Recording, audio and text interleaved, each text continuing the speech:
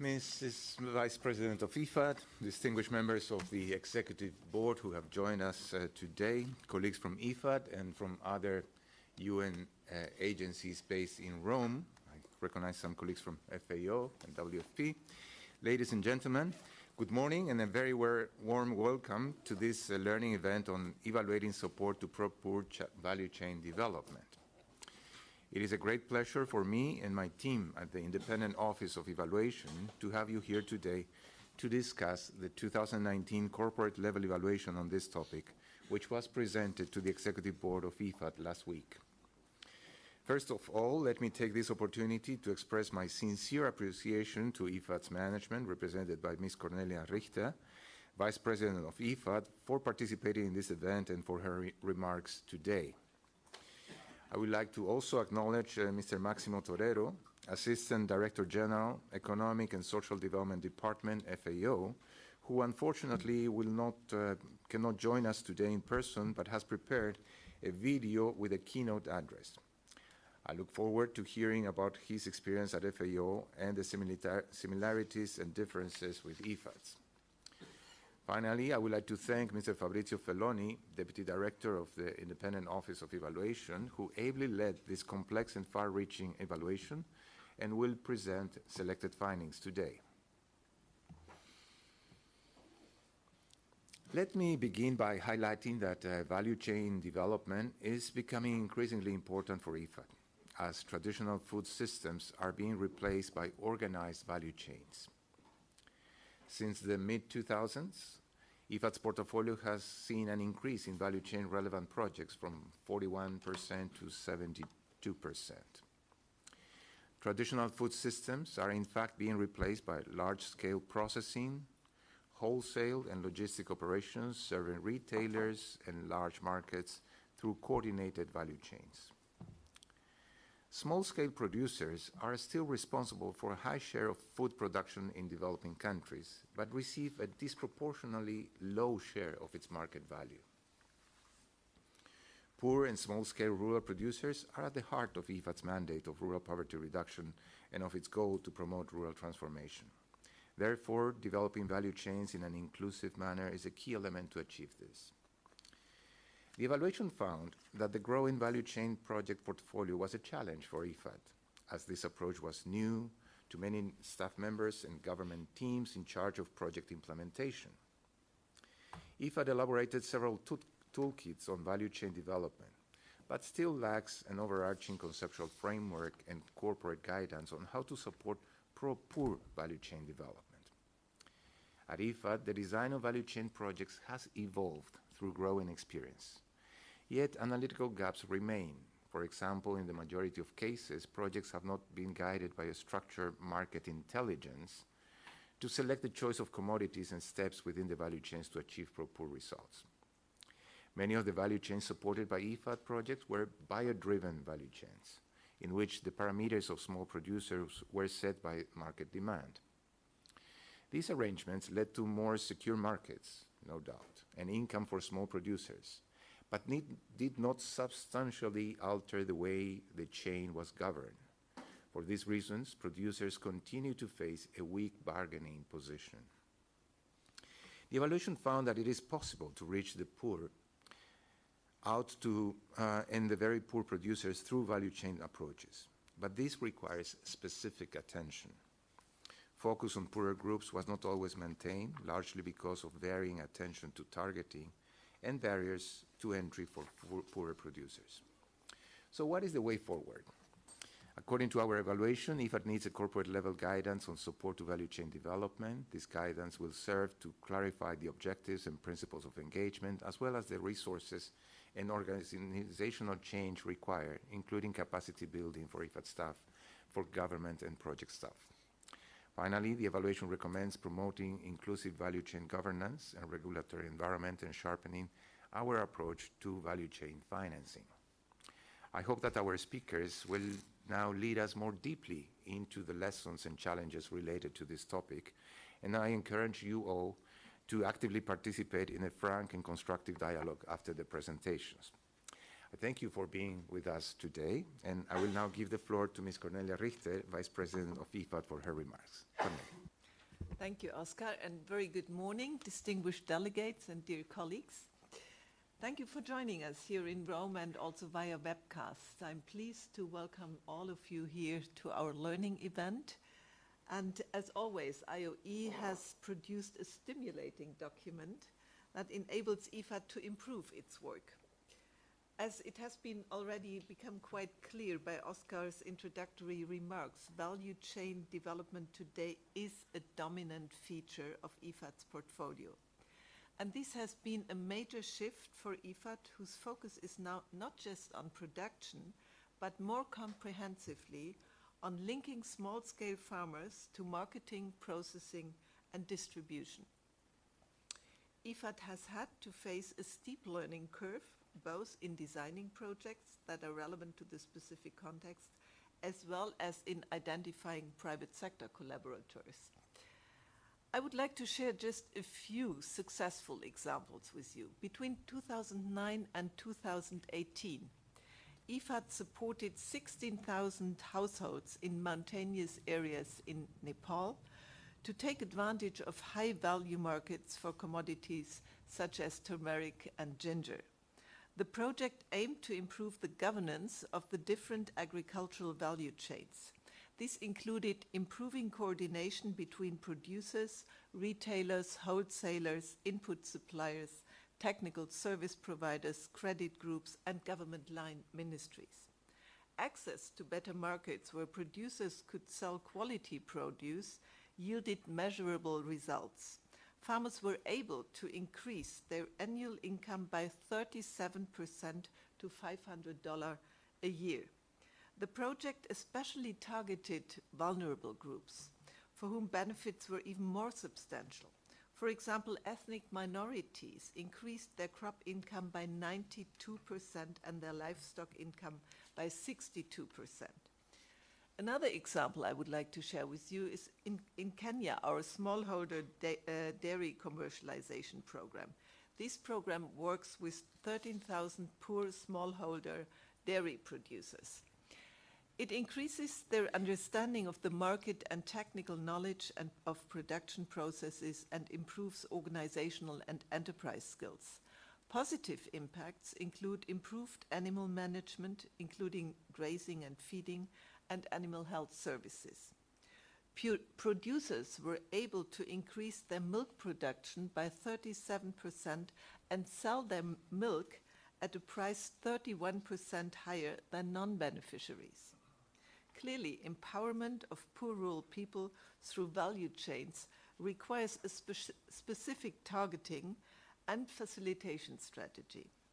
Producers who are able to participate in marketable agricultural activities often have land, knowledge, and capital to invest.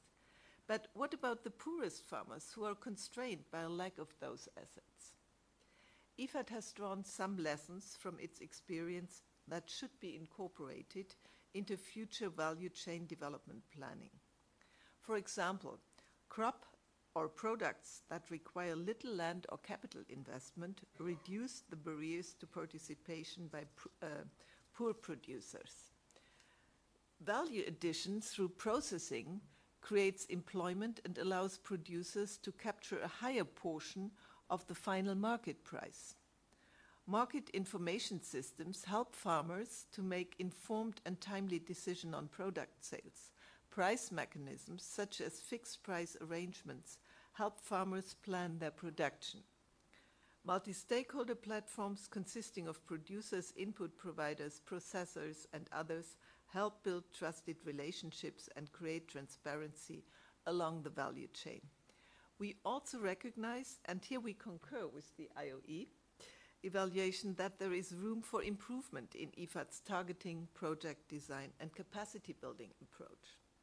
Specifically, our value chain projects need to be based on adequate market intelligence, including opportunities and trends, price evolution, and estimation of initial investments and cost for small-scale producers.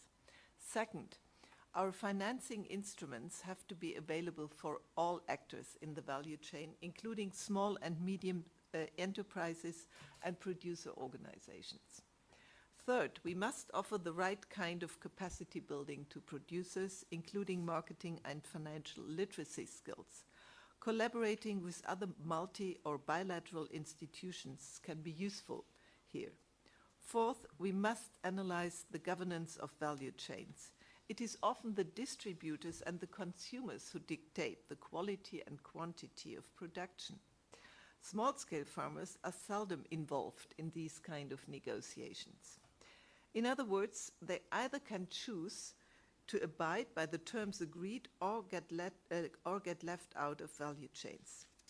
Interventions need sometimes to question the status quo to enable the poor to benefit. To sum up, we need to get the implementation right. To do what we need, we need operational guidelines that support our country's staff to design and implement value chain development projects that include and empower the poor. Toolkits and technical guidance will help staff to creatively and flexibly shape IFAD's intervention that are embedded in their specific context. A number of strategies are already in place that provide a conceptual framework, such as the partnership framework, the targeting guidelines, the forthcoming ICT for development strategy, and of course our private sector engagement strategy, which has just been approved last week by our board. However, a separate strategy on value chain development would not be able to sufficiently take account of the country context, commodity specificities, or market dynamics. A more efficient use of resources would be to assist teams with the implementation and operationalization of the existing tools and strategies into value chain interventions. Once again, let me thank Oscar and his team for their diligent work and for helping us to transform rural communities. Thank you so much.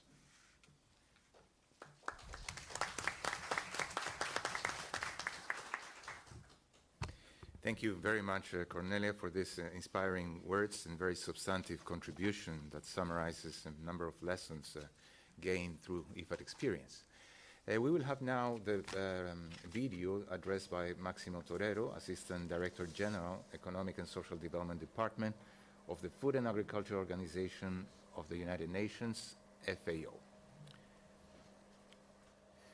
Let me take the opportunity to also recognize the participation of our country offices from Kenya, Turkey, and Egypt. Thank you. And if there are others who are joining, we will recognize their participation a bit later. The video is with you. Good morning, my name is Máximo Torero. I am the Chief Economist for FAO, and it's a pleasure to be here. I apologize I cannot be physically here, but I hope this presentation will help the learning process that you're trying to achieve through this learning event to support the development of pro-poor value chains. The presentation that I'm going to give you today tries to bring together 6 key points. And the first one will be related to the importance of impact evaluation, and especially on trying to understand how to scale up innovations that we're trying to push for development of pro-poor value chains. The second point, I will try to find ways in which we need to understand better that when we tackle value chains, we need to look at the whole value chain and not only looking at the producer or the household, but we need to look at all the elements of the value chain. This is very important because most of the value chain process today happens at the level of the urban areas and not necessarily the rural areas. So it's a mechanism in which we can create spillovers from intervention in the agricultural sector.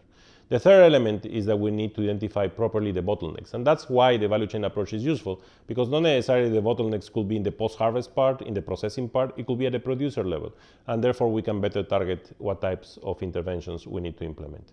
The fourth point is that we need to find better ways to link smallholders to dynamic markets. And one of the major constraints we face in poor countries and developing countries is that we have a huge atomization of land. And the only way we can link smallholders into markets is through aggregation.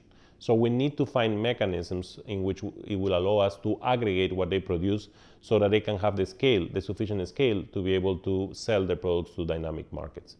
The fifth point is that I would like to focus on one of the major problems we have found today that still we don't have very useful solutions, which is referring to extension. And why is that? Because we have not seen yet mechanisms of extension and models of extension that are successful in all its dimensions. So we need to find ways to improve over that. And we need to find ways to release one of the major constraints that we are observing today in terms of extension, which is the capability constraint. What this means is that most of our farmers in rural areas, in poor countries, don't know how to read and write.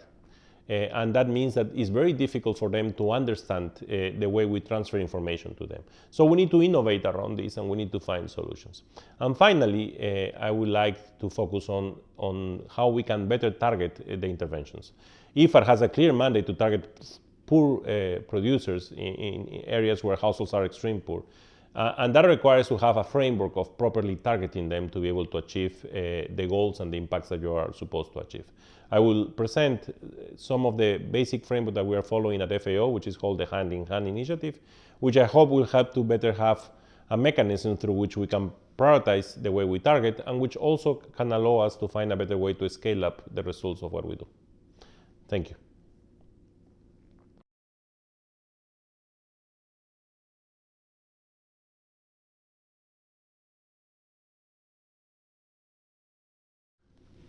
So let me start with the 6 points I will concentrate my presentation today.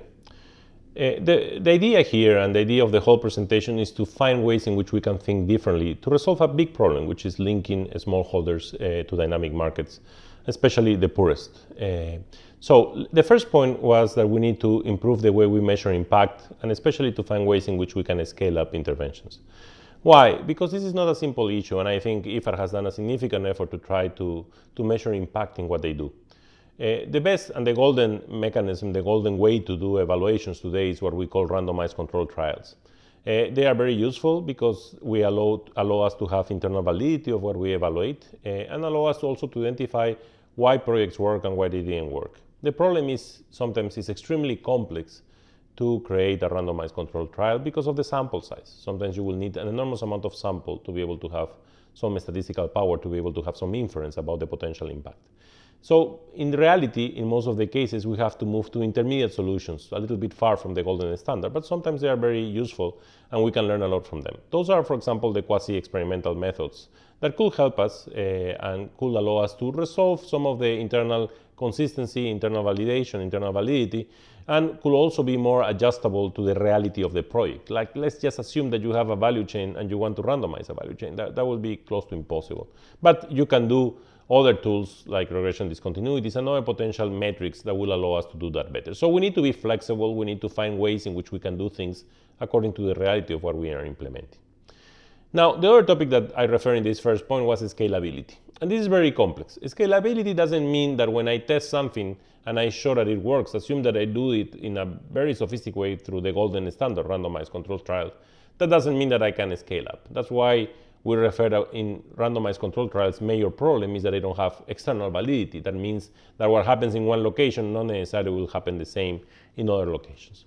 Today, there have been some important progress in how to do that and how to find ways in which we can better scale up. But that's something that we need to think carefully. And that's where, for example, the framework I'm trying to present at the end could help and give an idea. Because if we find from the beginning a mechanism to test interventions in a framework that already is identifying commonalities in areas, like, for example, same agroecological conditions, same levels of education, of human capital development, same types of constraints in terms of what they produce and commodities, that increases the probability that what I test in one location can be scaled up to the other location. But again, I think this is an area that we need to put a lot of effort to try to improve in the future and to find ways in which we can improve the way we scale up.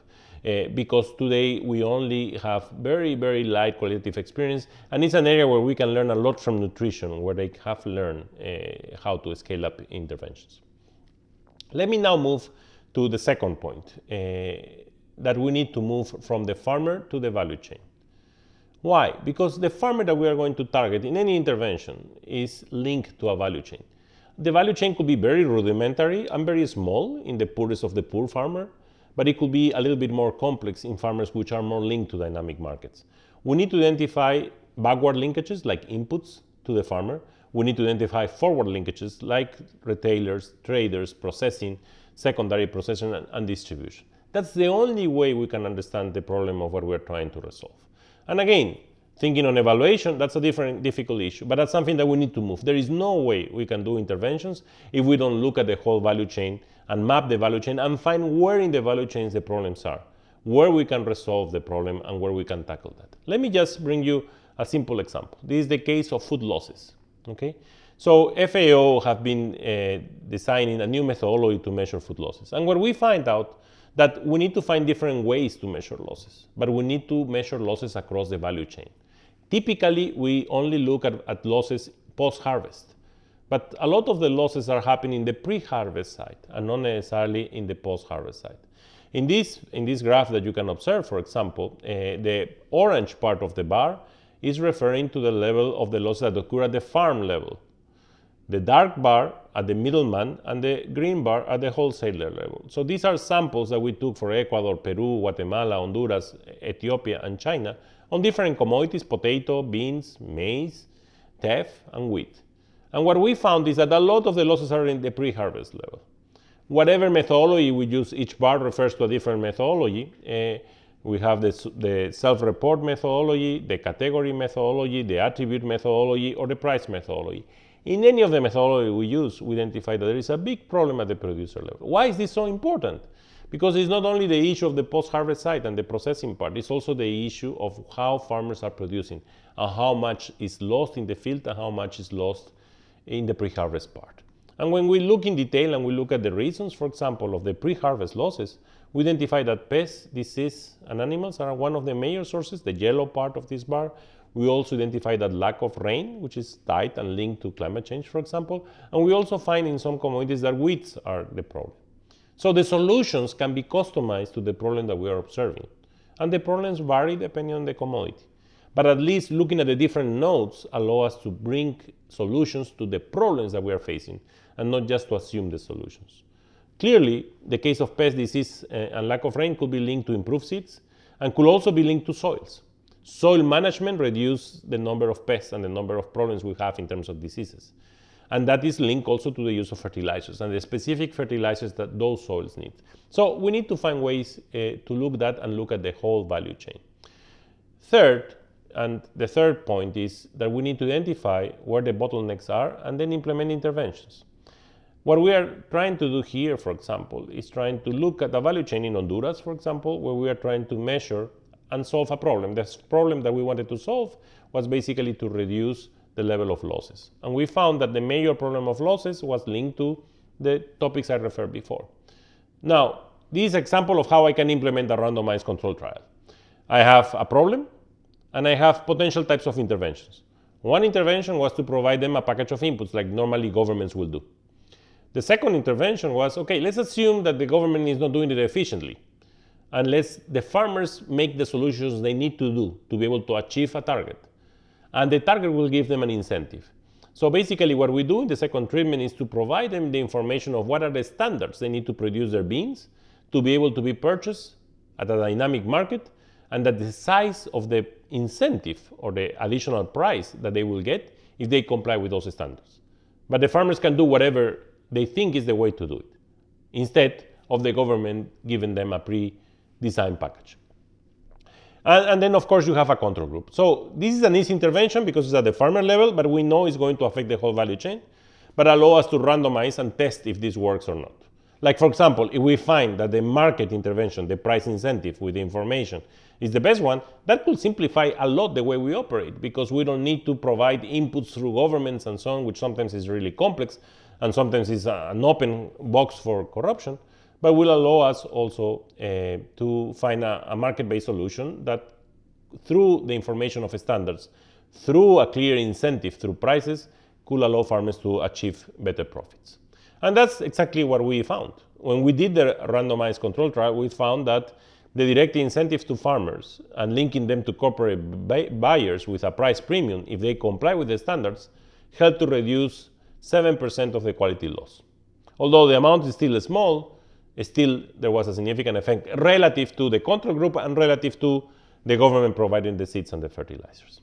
So it's important to find solutions and to find innovative ways to bring these solutions to the problems that we are facing in the value chain. Let me now find ways in which we can bring and scale up or create the aggregation needed for small farmers to link to dynamic markets. And this is my fourth message. So we need to learn from wrong policies and from wrong solutions. Sometimes we evaluate things and we only represent the successes, and we forget to present the problems. I think we need to find ways to learn from mistakes, but also from those mistakes and from the successes, we need to find ways to aggregate. And there are two ways you can aggregate. You can aggregate vertically or you can aggregate horizontally. But thinking on smallholders, if we want to link them to dynamic markets and we want to move them out of poverty, it's central that we innovate in the way we create these aggregations. And that's where we can bring ideas of vertical integration or horizontal integration through product differentiation. Small farmers will be price takers.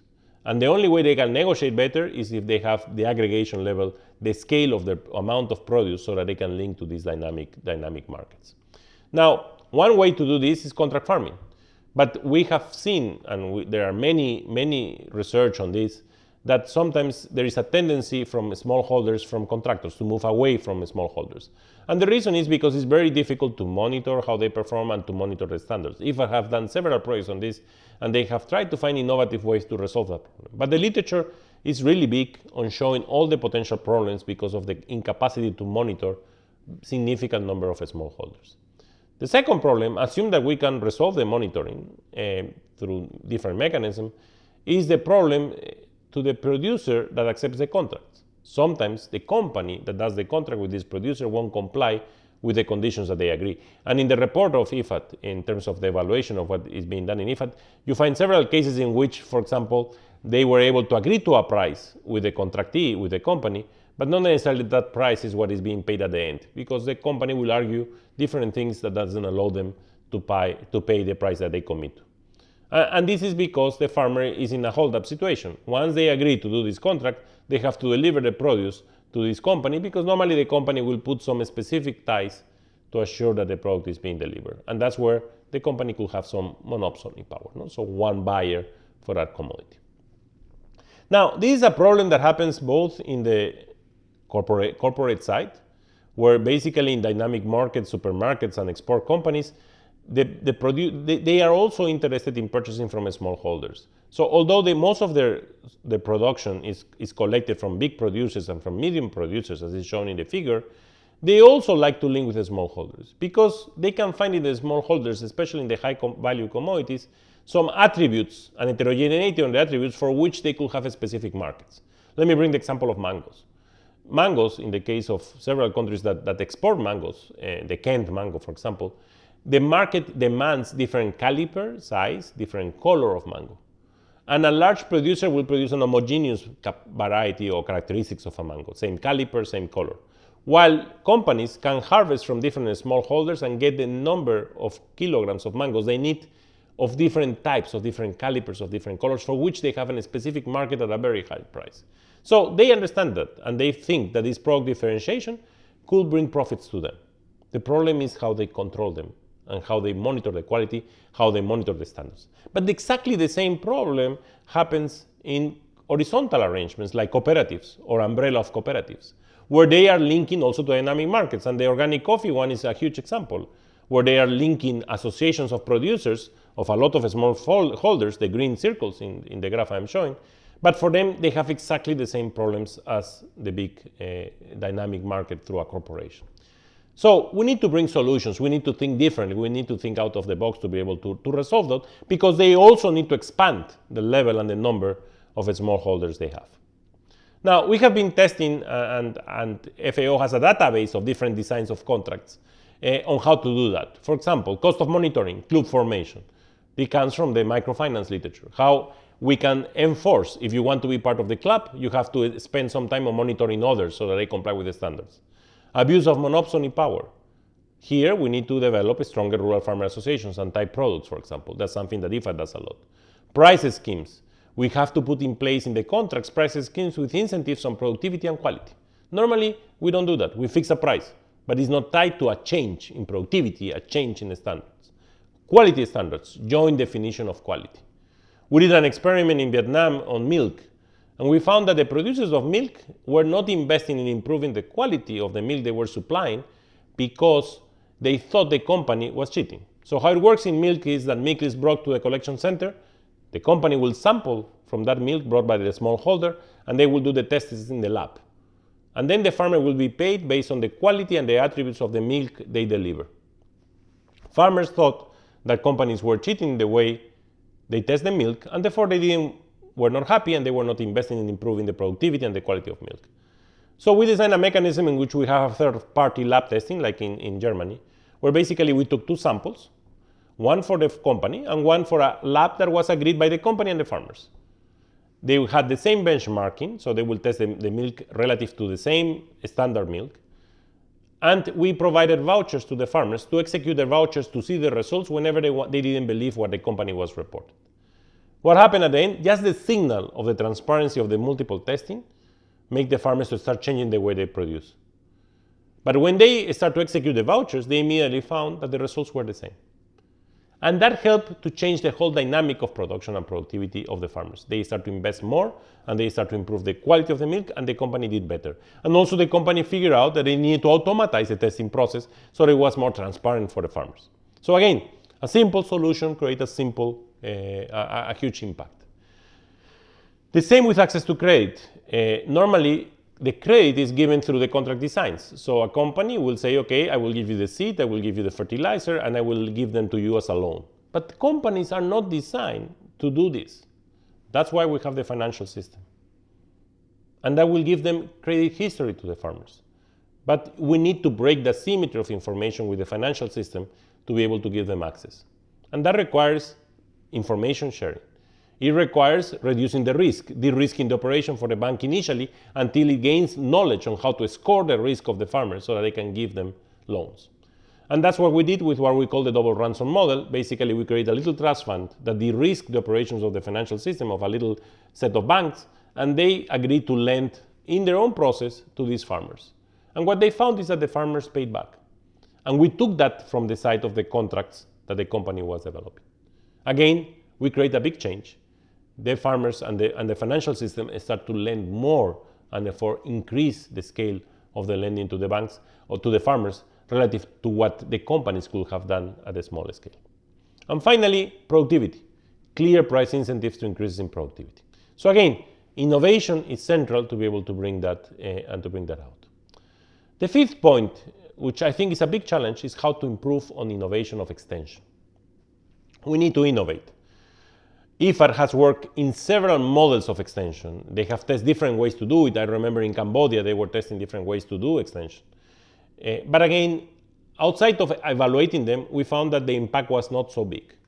And we found that we need to innovate because it's very difficult to monitor extension. There is an agency problem. It's very difficult to monitor the effort of the agents. No matter we use state-of-the-art technologies like digital technologies, that's not enough. We need to learn more. And we need to use IT technologies because that reduces the cost. But again, it's more than just that. And one of the major barriers, no matter I use tablets or I use videos, is a capability barrier. In the sense that most of the rural areas, especially in Africa, for example, the level of people that doesn't know how to read and write is significant. And that is what we need to find a way to resolve that. So let me just bring you an innovation that we did in Peru. What we did in Peru is we saw that there was a problem of extension, and we looked and worked with the schools. So instead of going directly to the farmers, the parents in this case, we went through the kids to influence the behavior of parents. And we create an intervention using ICT technologies, where basically we identify in the plots of the kids going to a school, because normally they work in their plots, what were the major problems they were facing. One of those, for example, was armyworm. There were also problems with the cattle. There were also problems with all the different products they were having. So we developed some little videos. This is the case of the corn earworm, where we teach the kid how to identify the problem, what they can do with the problem, and we provide them a simple solution to that problem. So for the earworm, we provide them a solution of a molasses trap. But the idea was we wanted to test how much this kit will influence the behavior of the parent and how much we will teach these practices to the parent to find a way to break the barrier of capability, because the farmer didn't know how to read and write, but the kid knows how to read and write. These were secondary school kids. So if we are able to change and the knowledge of the kid, and the kid transferred that to the parent, then we were successful. We broke that barrier in an innovative way. But also the kid can do the solutioning himself. But the idea was how much the kid can influence the parent. What we found? We found that we were able to teach parents through the kids agricultural practices. We test that through follow-up surveys. The information is transmitted to farm managers in the household. And when the student is taught an agricultural practices, farm management knowledge of that practice increases by 6 to 9 percentage points. This is an effect of 20 to 30%. And the adoption of the practice increases between 3 to 5 percentage points, that is 16 to 23% of impact. And this is statistically significant. Again, this was a randomized controlled trial. But again, the idea is innovate. The same with cellular phones and digital technologies. The capability constraint is there, but kids know how to read and write. We can transfer messages to them and they will influence the behavior of parents. So our project, I think, is something that we can try in different locations, but it's an innovative way to try to find a solution. Let me finalize with a new concept that we are bringing up, which is how to target the interventions, how to better sequence them. And the concept we are using here is the concept of the stochastic frontier. This is a concept that we are using in an initiative of FAO called Hand in Hand. Essentially, when we do interventions, we need to identify what type of interventions we can do and where. We normally assume in rural areas agriculture is the solution for everything. But results that is not the case. There are areas in the rural sector which agriculture doesn't have any potential. There are areas where agriculture have a huge potential. So what we do here is we estimate this frontier. The yellow curved line is the production possibility frontier. Here we put milk and corn. How big is the frontier will imply how much in a specific area a producer will be able to get enough resources to move itself out of poverty. The C point is telling us how far is that farmer from that frontier. So let's look at two extreme situations. You could have a very small frontier, less than $1.90, for example, the extreme poverty line. No matter the farmer, the C is in the frontier, he will never move out of poverty. So agriculture is not the solution in that area. The other situation is where we have a very high level frontier, a lot of poverty, but the farmer is very far from that frontier. And that's why he's not in the frontier. But the frontier is a lot bigger than the poverty line, the extreme poverty line. So if I am able, through my interventions, to move that C point to the poverty line, to the frontier, I will be moving the farmer out of poverty. And that's a sustainable solution. And that's the way I think where IFAD should target its own projects. So the two situations, the green, high potential. Again, we are in the world of areas where the poverty is really high.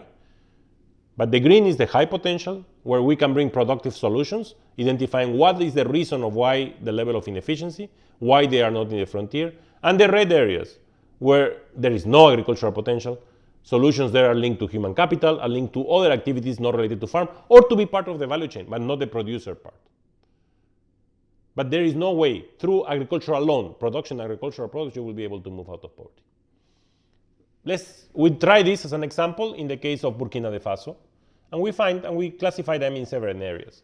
So our position is the red is where there is no agricultural potential. That's where social programs, transfer human capital, or other non-farm activities or linkages to the value chain should happen. The dark green areas are areas where, although there is a lot of poverty, there is a lot of agricultural potential. If I put those farmers in the frontier, they will move out of poverty. And that's exactly what IFAD did in the South-South corridor in the case of Puno, in Peru. They were successful in linking these farmers, identifying despite the levels of poverty of the location, and putting them closer to the frontier to resolving some of their bottlenecks. So that's what we need to target.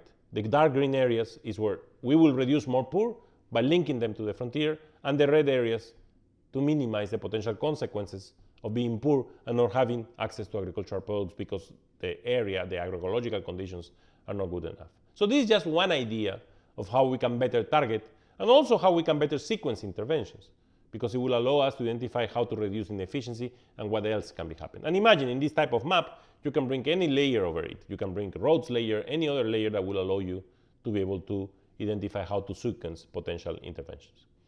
Now, this also helps enormously to use market segmentation, because in some of the areas, it will be very nascent and there will be a lot of constraints, so you need a lot of government intervention. But as you move up in the value chain, as you move up in terms of development of the markets, then the private sector can start to play a role. And we can have more private investment.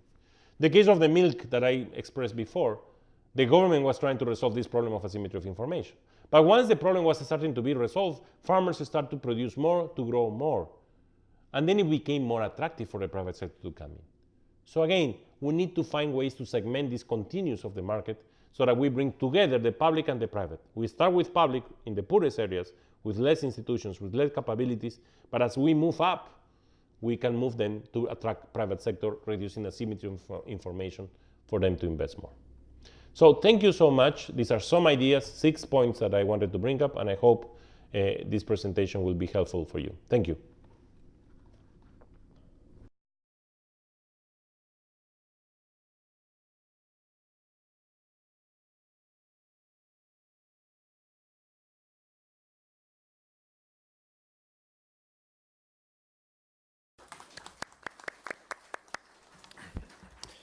I want to thank Máximo Torero for a very comprehensive presentation, and which, of course, give us a lot of food for thought as well.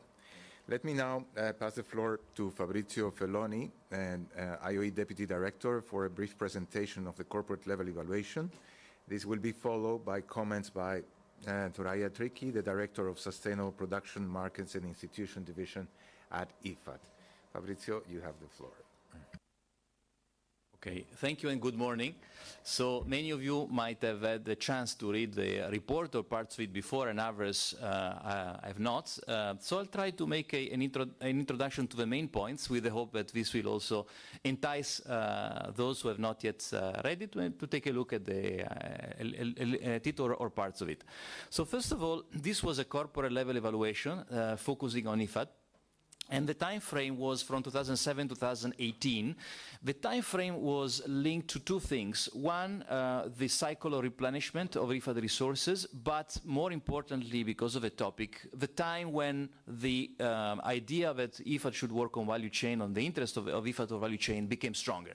So we conventionally set it out from 2007.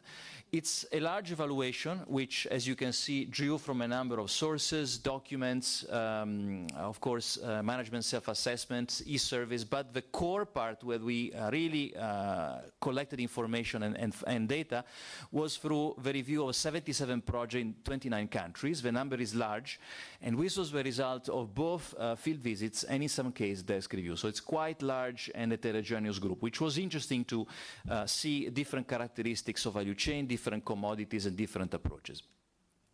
When we talk about value chain, what you typically see in a paper is like what we have now in the rectangle number 1, which is the core value chain. So a linkages or sort of coordinated group of stakeholders, of enterprises and functions around several functions, so from providing inputs to production to finally distributing products. So that's what they typically show you as an example of value chain.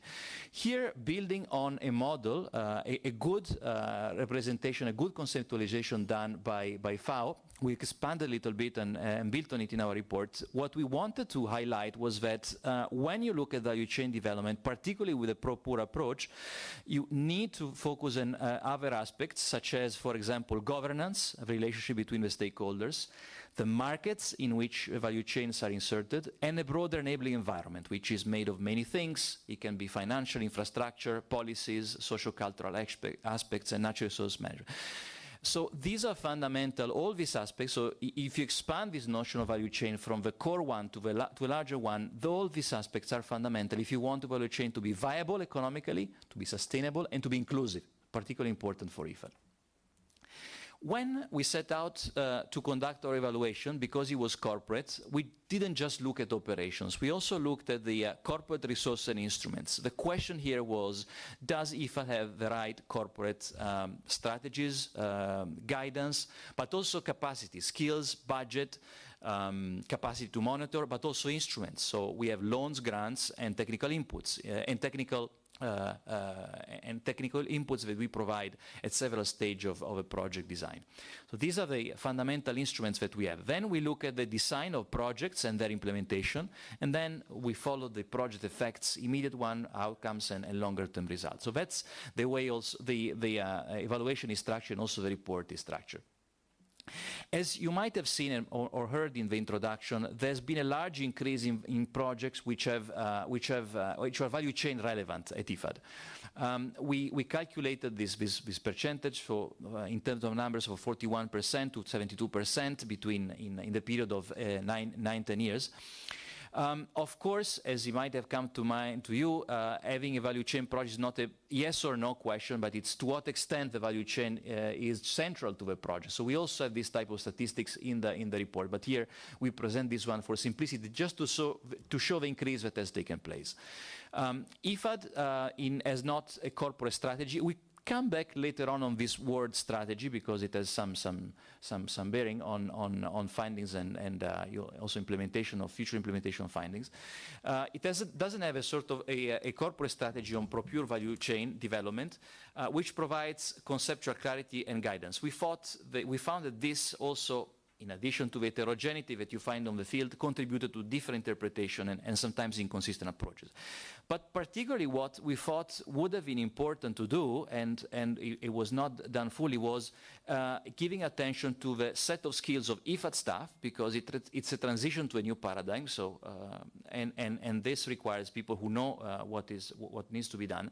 IFAD staff, but also skills of project managers in the field. Our projects are managed by government people. So do these people know what needs to be done to implement a value chain relevant project? Do they know?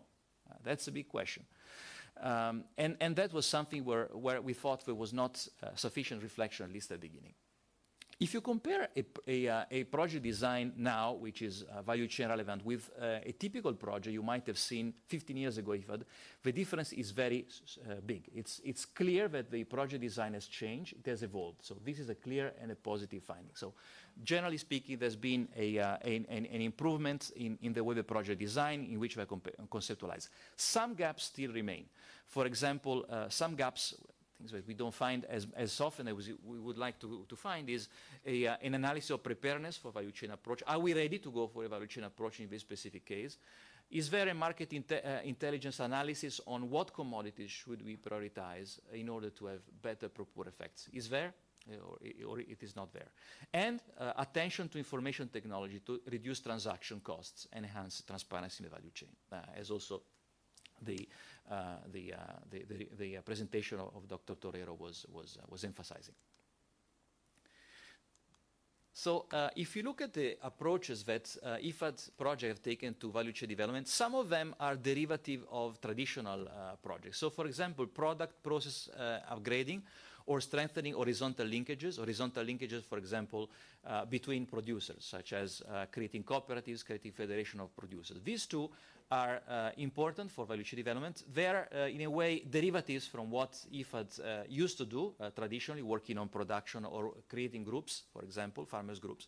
But this has also been upgraded in order to respond to value chain needs. Something which was, in a way, a bit more new, in the IFAD project was attention to strengthening vertical linkages, so promoting contracting arrangements between producers and processors or buyers. That was something which happened in most of the cases still that we examined, and it was relatively new to the other two.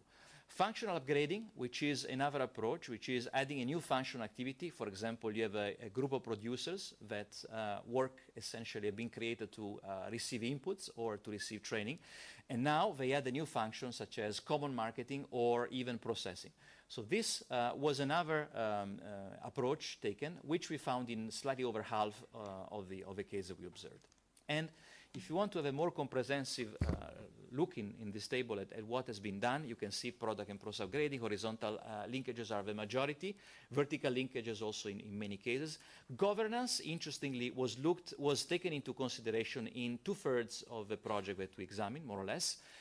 You can also see that enabling policy environment at the bottom of the table and market information systems are two of the approaches which are less frequently found in the project that we examined. So these two are less frequently found. And talking about governance, which I mentioned as important at the very beginning, if you look at the way in which government has been approached in 2/3 of the cases when it has been approached, mostly it was done through purchase agreements between producers and buyers. This agreement can be formal or sometimes even very informal, but also through private public producer partnerships in some cases. This type of agreements, what we found, they were helpful in securing markets and revenues to producers, so they know they have somewhere to sell.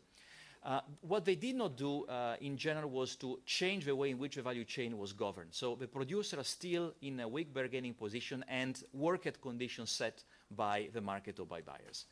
Instead, when the multi-stakeholder platforms were set up and they were functional, so multi-stakeholder platforms are fora of stakeholders in value chain, buyers, producers, aggregators, processor, and then retailers, for example. So when these were set up and they were functional, instead we found that the governance was better taken into consideration, and also farmers and producers, let's say, had a better say in determining the condition of transactions. So be it prices, for example, negotiating on prices, negotiating also other conditions of sale. That was a big difference. As I said before, there's been important changes in the way IFAD has approached value chain. One aspect which perhaps has seen less of this evolution has been the rural finance services. So what we have seen by and large was conventional approaches to rural finance, and mainly approaches to financing producers, so basic financial services to producers. When we looked at financing small and medium enterprises or also cooperatives, here we saw many gaps, and it was not always functioning very well, which had implication for the way the value chain was operating, particularly because producers or processors or cooperatives had problems with offering cash payment to producers, so there was incentive to side selling.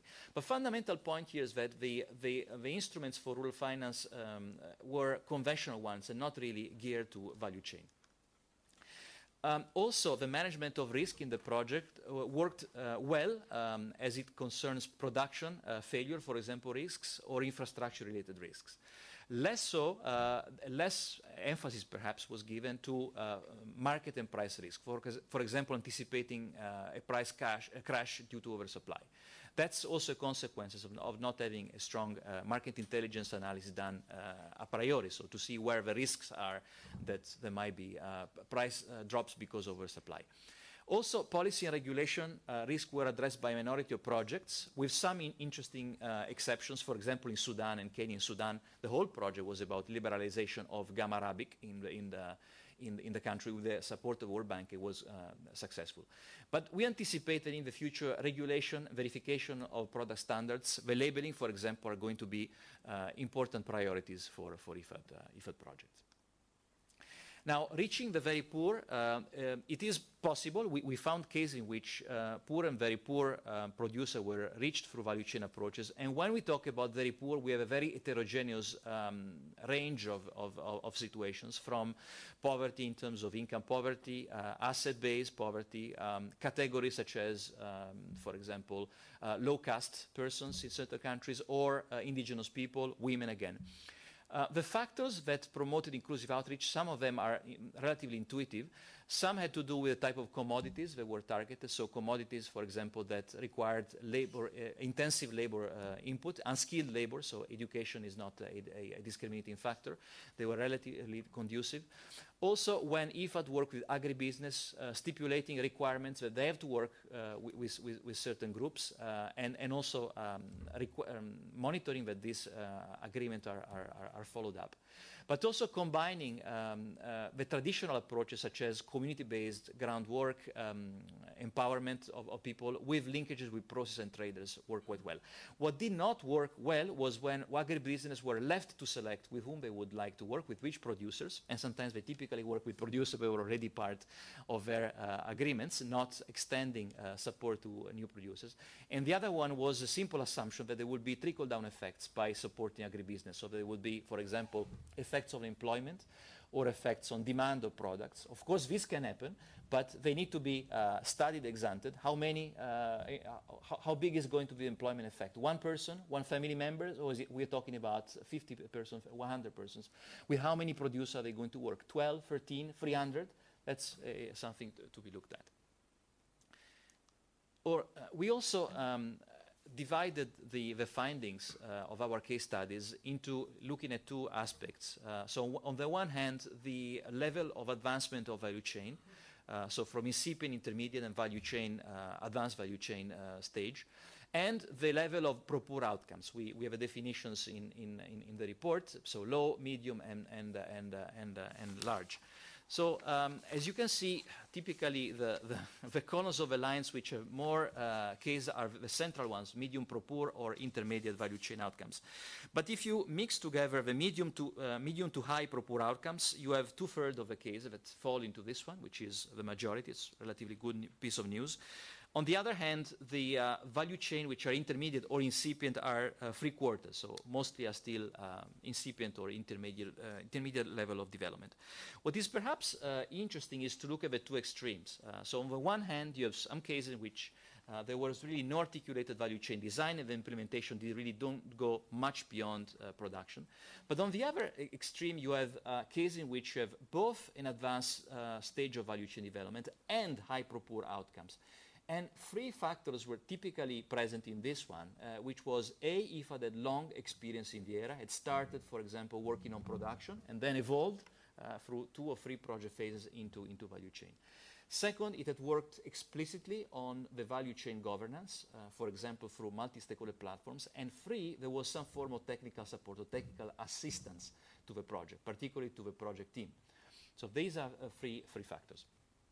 And in a way, summarizing the findings from evaluation from this presentation, again, I want to stress the important increase in the value chain component of its portfolio, the evolution in project design, an issue which perhaps didn't catch as much attention as deserved, and it was the skills of IFA staff and the skills of project management teams in the countries. I found that very important. Again, most value chains reviewed were at an incipient, intermediate level of development, a few at an advanced stage, and the stronger case of pro-poor and value chain development were linked to long-term intervention of building experience of IFAD and the government, focus on governance and availability of technical assistance. Finally, the recommendation that we made, we recommended a corporate strategy for pro-poor value chain development. There was a little bit of discussion here on the word strategy, which in IFAD has a sort of formal meaning of what it is. I think what is fundamental here is to not only have for IFAD a very clear idea of what the goals are of pro-poor value chain development and how to do it, but particularly having an idea of the instruments and what is needed in terms of capacity and skills of staff and project staff in the field. I think this is really where a reflection needs to be done on how we provide our staff and the government staff with enough skills or technical support. We also recommending a programmatic approach, reflecting the fact that value chain development in many cases requires long-term engagement. We recommend strong focus on value chain governance and policy and regulatory environment, and then partnerships to provide technical support to projects throughout the whole cycle, and to sharpen the approach to value chain financing. And last but not least, I repeat it, but capacity development for project management and project teams in the field, government project teams in the field. So thank you for your attention, and we'll have a discussion later. Thank you very much, Fabrizio, right on time. And it's now my pleasure to give the floor to Soraya. Thank you very much, Oscar. So good morning, ladies and gentlemen. It's a pleasure to be here today. And I would like to thank IU for giving me the opportunity to speak, even though it will be very difficult for me to say anything interesting or new after the presentations we had. But I'll try to keep it concise and interesting. Okay. So, basically, I mean, the presentation that was produced by IUE summarizes very well the recommendations, and we agree with most of them, and I would like to emphasize they are very, very committed to implement these recommendations, even though sometimes we disagree on the wording and what the strategy could mean. And I think the VP explained very clearly what is the intention. So just to summarize, as has been said since this morning, value chain projects have been gaining a lot of prominence within IFAD, both in terms of number but also in terms of value. And our approach has been, over the past years, to work mainly through government projects to targeting small producers. So what have we been doing? We've been mainly working on addressing some of the challenges that are preventing the private sector to work actually through this value chain with small producers. So one of the challenges is that the small holders are usually small, so they produce little, which makes it very cost ineffective for the private sector to engage with them. So we've been doing or deploying a lot of efforts to aggregate these farmers, organize them into farm organization, producers, cooperatives, increasing productivity, help them produce more, but also make sure that what they produce meets the quality standards of these private partners.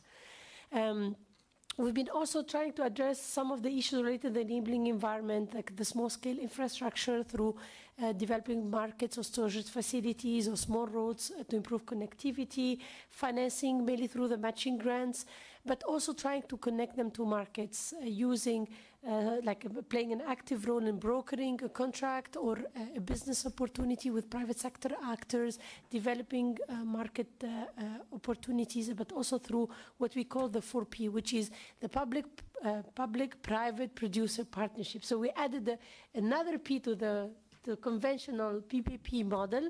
For those of you who are not familiar, it's basically, as I said, the modification of the public-private partnership, because we realized that in these PPPs, the small producer and the organization are simple recipients, and we wanted to make sure that they are a full-fledged partner, they have their say, and they contribute to shaping up this partnership. So that's why we added a fourth P. And actually, when I was listening to the presentation delivered earlier by my colleague Maximo, I felt very, very, happy, because most of what he was recommending is consistent with what we've been doing at IFAD. We may not be doing it in a perfect way, but we've been trying to develop, a lot of efforts going across the lines that he's recommending, and I think he mentioned a lot of cases and innovative aspects. And obviously, we keep learning from what we do and trying to improve. Our approach has been also focusing on people rather than value chain. So when we interview, what we care about are the small producers and their organizations, the poor households, and the rural communities, rather than say, oh, we want to work on rice or we want to work on cocoa. The IFAD main tool has been our public sector project through what we call the program of loans, but we have been also doing some very interesting work through our grants and our supplementary funded initiative. For example, in the organization, the capacity building of farmers that has been recommended both by IOE and by Maximo in his presentation. For those who are not familiar, we have, for example, something called this FOAP, which is an EU-funded program dedicated to organizing farmers, building the capacity of farm organization, the economic services they can offer to their members, but also making sure that we have more female representation, more active engagement in policy, and the results, as I said, I will have a concise presentation, but the results are quite interesting. We have something called the Platform for Agricultural Risk Management. It does not necessarily have the label of value chain, but they've been doing a lot of work to see how to embed these agricultural risk management issues into the work we do. So our work on value chain has not been limited only to the operational side. We've been also trying to promote knowledge, capacity building through the production of knowledge products. So we have designed, for example, how to do notes, toolkits that government or policymaker or practitioners designing project could use. So that's also a way that you not necessarily see in our PLG, but that's a tool that we use so that someone who has to design this project can do it in a better way and also benefit from the lessons we do. IFAD current experience. So I'm trying to be also candid here, share with you some of what we found has worked, but also did not work. And you see that there's a lot of similarities of what IFAD and through the IE evaluation is recommending. First, we realized that value chain approaches are a very interesting tool to attract private sector investment and know-how. When it's designed properly, it's a very interesting tool. And I remember a discussion I had with my colleague Lisandro Martin, who is the regional director of West Africa, who did a visit to a project involving Olam in Nigeria, and he was like, I didn't recognize the village. It was completely transformed. So it could have transformational approaches when it's done properly, but it's not a panacea. So for value chain to work, there are a lot of prerequisites, and I think Fabrizio and Massimo touched on some of these prerequisites. The second thing is that we learned that value chain has multiple entry points. At IFAD, we've been using this multiple entry point. We have not been necessarily focusing on, we have not limiting our interventions to production, but also work on input provision, processing, transportation, and marketing. And what we realize also that there are very good and interesting opportunities to fill some of our corporate priorities, like the youth, the gender. There are some nutrition-sensitive value chains, some value chains where women are particularly active. So obviously, this is something that we have done some interesting work, but we can do better and more. So here I have a figure coming from a stock take that we did at management level for our value chain project between 2010 and 2018. That explains why maybe the number of projects is not the same than the IU evaluation, because the time frame is different. But we have identified 196 projects that have a value chain component. So that's what we define a value chain. Out of these, 170 involve the private sector in different formats. So that could be done through informal market languages, through consultations at design stage or later, out of which 118 had some form of 4P. What does it mean? It means that we have been working with the private sector, connecting them, but we did not necessarily identify that as a full-fledged 4P with very clear responsibilities and goals. I was having a discussion yesterday with a colleague from the LAC region, and he mentioned they're doing work, I don't remember whether it was Brazil, where we have our own project, but they are doing some interesting work with Body Shop. We are not capturing it or even attributing this, but that doesn't mean that IFAD is not helping actually in shaping up this collaboration and maybe linking, establishing these business linkages with Body Shop. So there's also room for us to publicize more the good work that we do. And out of these 118, only 40 have full-fledged 4Ps. And that's something that, for example, in the private sector engagement strategy, we're saying when they are well designed, this project could have a very interesting impact, and we should scale up and try to do more. And we, with the ambition, is to work with our colleagues from the Global Partnership Division to now bring more private sector companies and try to formalize this, while also building on the lessons that we have as management and also put forward in the IU evaluation. What did not work? One, the market analysis. I think it was already touched. It's nice to say, to tell the smallholders, I'm going to help you grow more with better quality. If there is no one willing to pay the price for this better improved quality or this high excess production, the farmer will be left worse off. So it's very important. The question is, when do you do this market analysis, especially when you want to be more agile as IFAD and get the process to approve the project and have the money quickly to the beneficiaries? Do you do them before you get the project approval, or you can be more pragmatic and say, I will do it as a first step when I get into the ground to make sure that it's taken care of? Second, strong PMUs and service providers. So the people executing the project, but I will go a step further than what IE mentioned and say the service providers are also key. When you don't have the local capacity to make sure that they handhold the farmer, you will not necessarily achieve the results. The multi-stakeholder platforms are very good to improve the governance, have more inclusivity. But also what we realize, IFAD interventions, the honest broker role, the trust building, is a role that we don't necessarily capture, but it's very, very important because they know that we are neutral. We are there to defend the smallholders, but make sure that all parties' interests are corrected. So having these honest broker rules have proved extremely valuable to get the deals done sometimes. Improving public infrastructure has been also a very interesting tool. We've been talking about like incentive to get the private sector, training the farm, organizing them, providing the matching grants. But what we realized that when you have also the efficient and well-functioning infrastructure, that de-risks the investment that the private sector makes.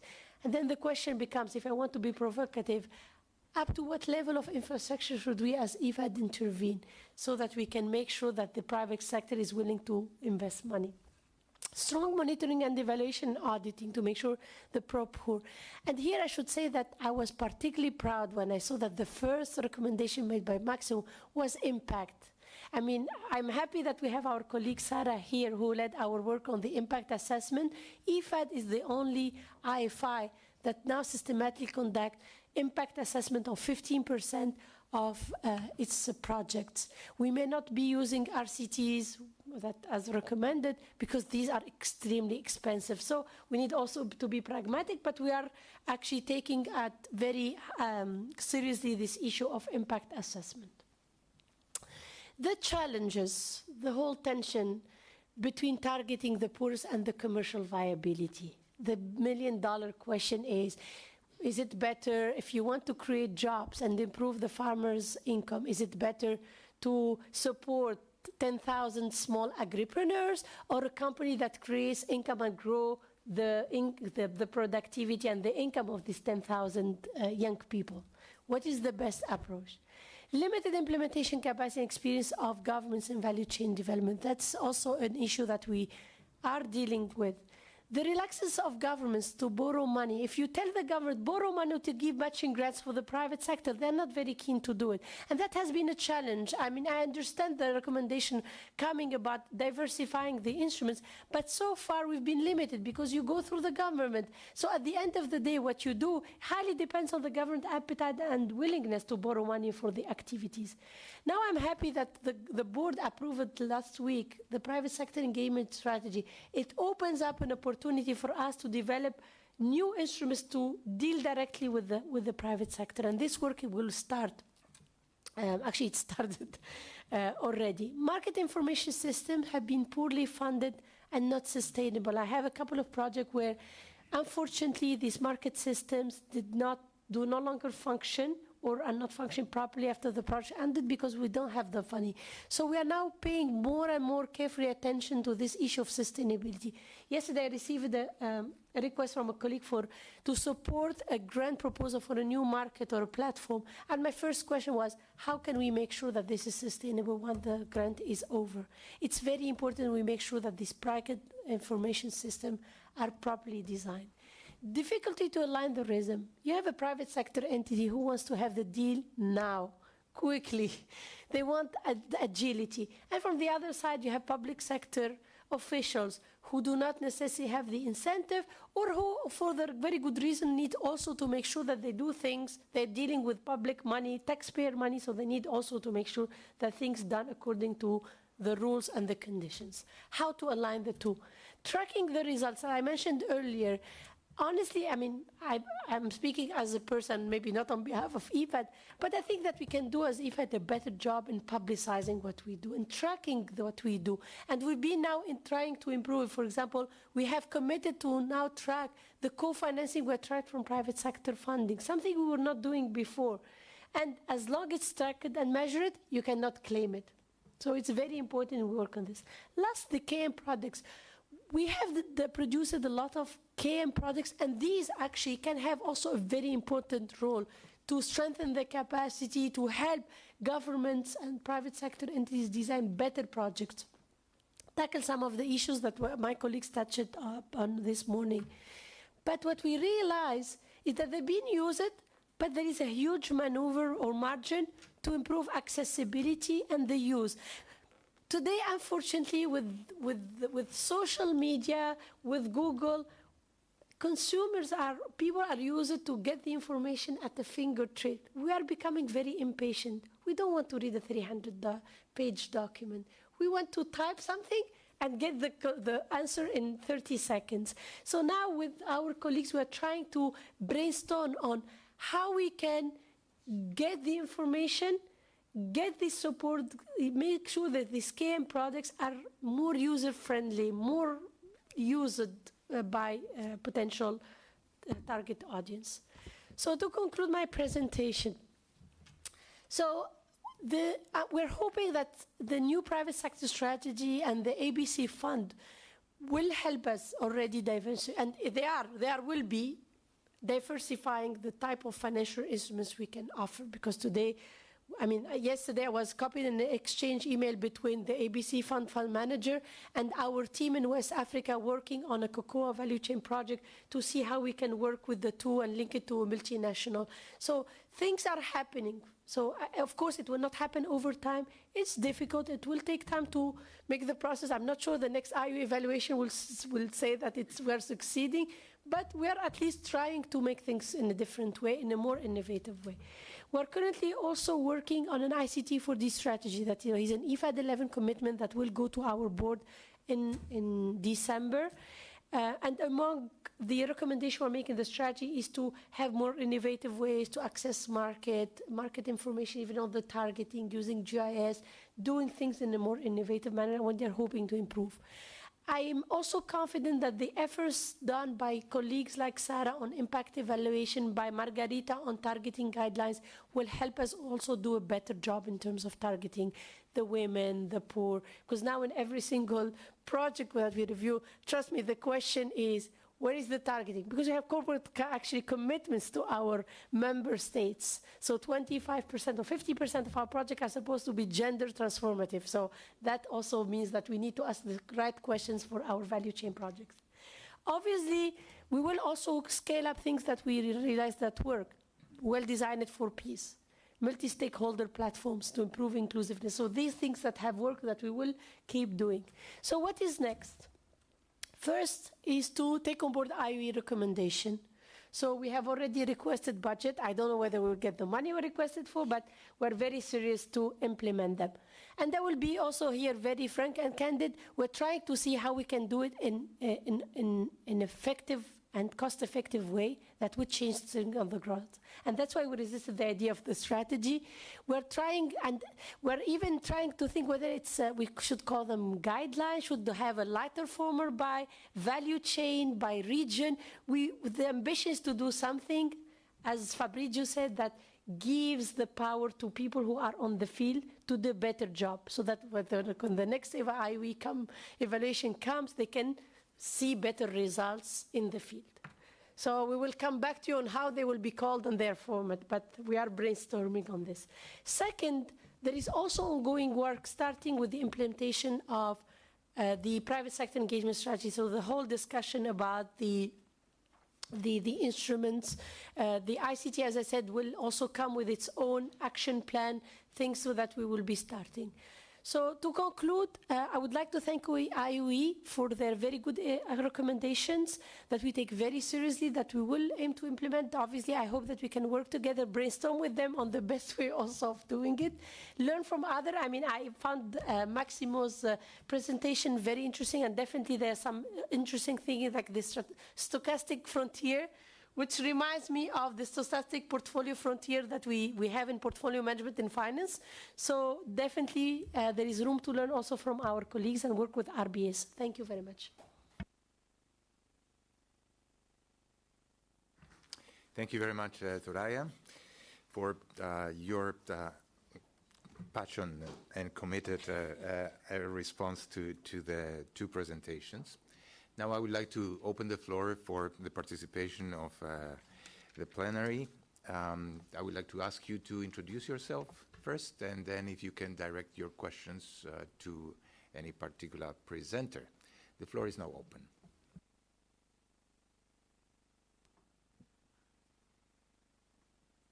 Yes, please. Thank you, Oscar. I'm Luisa Migliaccio, lead portfolio advisor for the LAC region and outgoing country director for Belize as well. So I also have some direct experience with all these intricacies and issues. Many thanks for all these presentations, really stimulating and interesting. And I will have so many comments, but I will pick up some that I think are the most important to tackle. And excuse me if I'll bring down some realities that we live every day as country directors trying to design and implement this type of projects. We heard from FAO, setting up a value chain project is complex, would require having studies for agricultural potential and for market potential, ideally at design stage. Because if we don't do it at design stage, we need to do them at implementation stage, and at that point we may have surprises that the potential is not there. Now, can we do these things at design stage given the challenges we have in terms of budget for design? We all know we are trying to shorten the time frames for a complex and articulated design process. From experience in my division, it is not impossible, but it is extremely difficult. In most cases, we end up doing these things at, let's say, startup phase, when we find the money. When we do them, it can be challenging to do them. Both Turaya and Fabrizio mentioned capacity at IFAD level, at government level, at PMU level. Very true. I will add one more level, providers level. And I am not talking about the poorest parts of the world. I'm talking about Central America. We had to relaunch a procurement process twice because we couldn't find the minimum number of bidders that is acceptable. We couldn't find an offer that was acceptable. And there were big institutions of well-known names among them. The offers were not considered valid. So there are many, many challenges in getting a good market study. It is a relatively new area. It's not easy if you want to get it done properly, and you really want not a theoretical study that will tell you what you know already and what FAO told you about the country 10 years ago, something really about the market today. What are the barriers that you have to break in order to bring poor farmers change the market logic in a country, which means destabilizing a setup, which means those intermediaries that the FAO gentleman was talking about, we know they are much stronger than our farmers. How do we convince a buyer that it is better for him to buy from our farmers than from that intermediary with whom he has found a way to survive and to have his products delivered in that volume and timing that is appropriate? Not easy. Again, in terms of timing, I see recommendation 2, which I fully agree with. Value chain development requires long-term engagement. Yes, that is the issue. And because we are so keen on improving our targeting, we all know very well that before addressing commercialization with that type of targeting, we need to address strengthening of this organization and improved productivity. And that with our time frame of project implementation, 5 years, I think, at the commercialization, if we're lucky, we get year 3, if we're lucky. That doesn't mean we don't have success stories. We do. But I would say we also need a bit of luck. I've seen several success stories in cases where the buyer was there, and that buyer was prepared to buy that product that was in that area, and that was already being produced more or less in the volumes and quality that was required if it comes and support and improves. But you're not starting from scratch, because starting from scratch requires a much longer time frame. Yes, that's about it. Maybe just a little episode, just to illustrate what I'm talking about. In my project, I was on a mission with one of our best value chain specialists from PMI, and we said, okay, this project is just starting. Our cooperatives are far from ready to start and negotiate arrangements with buyers. We do it ourselves. You know what? We do it ourselves. So we went, and our potential buyer, I was also a customer, a very good customer of this potential buyer. It's a hotel. So we went to the purchase officer of this hotel, introduced ourselves with all our UN position. We were received with a lot of respect. We were listened to, and interest was expressed. I said, okay, if you can show me that these farmers can deliver at the same quality, quantity, volumes, time frame as my current intermediary at a better price, of course I can consider it. We also talk about biological, we talk about this chain, hotel chain, it's an important hotel chain, promoting the fact that they go biological and they support small farmers, etc., etc. Yes, yes, very interesting. Then the mission left, of course. We left it in the hands of a very good project coordinator, and he's not a very good value chain specialist. It's not going well because it has become clear that it would take a long time before this group of farmers can deliver at that, respond to the requirements and be better than the intermediary. One last comment. Even when you have a good cooperative, legally registered, and you're working on it, you're strengthening it, the dynamics within the cooperative are also can be very difficult. For example, within the cooperative, there is probably someone who has the vehicle, the others don't, and who has the capacity to negotiate. The others can't read and write. It will be very difficult that that person that is in a more powerful position will accept to be at the same level and aggregate and accept to work at the same level as the others. And that's an additional thing that you have to work on and will take a long time. Sorry it took too long. Thank you. Thank you very much, Luisa. We really appreciate the reality that you're bringing with your wealth of experience and the very important questions about the capacity to incorporate all this analysis at design, as well as the importance of long-term engagement and how the internal governance of these cooperatives really work. Let me now open the floor to our participants from the country offices. I see Vietnam, Turkey, Ivory Coast, and Kenya. Any of you that would like to participate?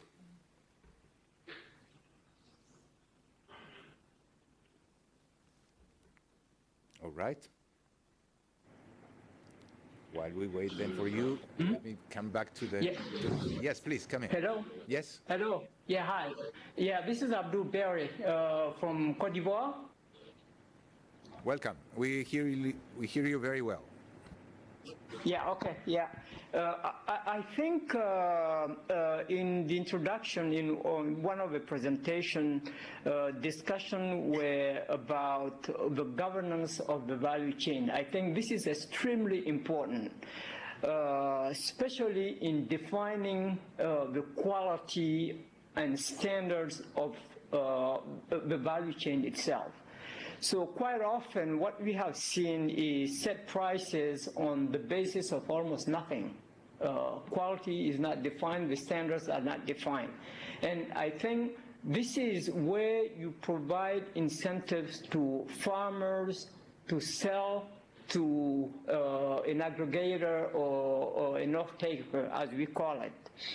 I'll give you a good example. In West Africa, cotton has succeeded because in the past, CFDT, which is a French company, put in place the entire quality and standard system.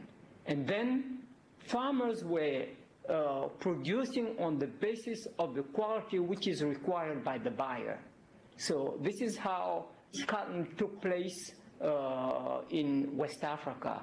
And it took less than 20 years to catch up with other part of the world, and to the point where West Africa became more or less the biggest cotton producer in the world. And I think this is extremely important. So one thing which is also important, and people have alluded to it, is also having these platforms, the regional platform, the multi-stakeholder platforms. This is where also discussion takes place about quality and norms, and also how price is set up in the system. This is extremely important. And I think these platforms take time, And this is the reason why I think someone talked about long-term engagement, because at the beginning they don't exist, especially for the food crops that we deal with. This is a long time process. We need to spend time on it, and sometimes it's even good to have projects to have 2 or 3 phases working on this type of capacity building in order to get the momentum going, and at some point people get together to produce results. So this is the addition that I wanted to make. Thank you. Thank you very much, Abdul. Very useful information with the cotton example in West Africa. Let me go back to the room here. Please, Pablo. Thank you, Oscar and colleagues, and again, congratulations for an excellent review. I just wanted to make a few remarks on what has been presented, particularly on the amazing difference and contrast that Fabrizio highlighted. I'm Paolo Silveri, lead regional economist LAC. I apologize, introduce myself. The first comment is on the staggering difference and distance between the fact that we invest so much in value chain and in terms of project numbers and volume of investments, over 78% in the former and over 80% in the latter category. But at the same time, we don't have a corporate strategy on inclusive value chains, we don't have specific skills as staff, and we don't require specific skills at the level of project management. So this distance between what IFAD has decided to invest most of its resources in and the concrete skills and capacities to take advantage of this line of work is a call of attention, and perhaps also has risk implications that we should consider. We have specialists, particularly in PMI. Some of them are in field, but we know the size of IFAD, and we know that we can have 1 or 2 per region, which means per continent, which is not precisely the size we would need. So perhaps more thought should be given by the House to how to tackle that. We cannot be all specialists in everything, but maybe we can establish partnerships in country where we can take advantage from others, other institutions and other people's skills in this area. Another comment is on the honest broker role of IFAD that Turaya mentioned. That is key to the success of public-private partnerships with 3 or 4 Ps, as you may wish to put it. Let me also mention the role of champion. In my own experience as country director, the role of in-country champion of the chain is key to success. In Paraguay, for instance, we had a long process just to put private and public sector on the same table, to trust each other. It took about 2 years just for them to talk to each other. But then, what made the difference at that stage was who was taking care of the chain and who was promoting it and carrying it forward and ensuring that both sides' interests were guaranteed. IFAD can be a guarantor, but we cannot be there all the time. So an in-country champion is key. Related to this, a third comment on the time alignment. Again, Turaya mentioned, the difference. The private sector wants things to happen yesterday, and the public sector needs to consult and discuss for a long time. So that difference in functioning needs to be bridged, and that's again an area where IFAD can play a key role. Drawing to conclusion my comment, the tracking results, processing and communicating results is certainly another key point to success. We do lots of things that we either do not systematize or do not communicate, and that's one of the problems that IFAD is facing historically. Initially it was a choice, an institutional choice, but now it's turning into a problem. So that's something we need to address. And prior to that, the pre-analysis is key, as Maximo was mentioning. In the case of pre-harvest food losses, that's something that without deep analysis you cannot identify, and without that type of information and knowledge, you cannot address the real nature of issues. And finally, just comment that we need, PMD to be on board as much as possible with such a major effort that was made in this evaluation analysis, and the years and number of people it took. I see that we have board directors here and several directors from SKD, and I'm sure IOE will find a way to ensure that PMD management is also on board with this information and how to use it. Thank you very much. Thank you very much, Paolo. We have had 3 interventions. Let me very briefly give the floor then to our panelists so that we can move the discussion forward. Briefly, please. I will be very brief, and in fact, I will comment on a couple of observations that have been made by our colleagues on the complexity of design and how much can be done in a single design, a single project phase. I think I fully, in a way, what I have to say, I fully agree with this.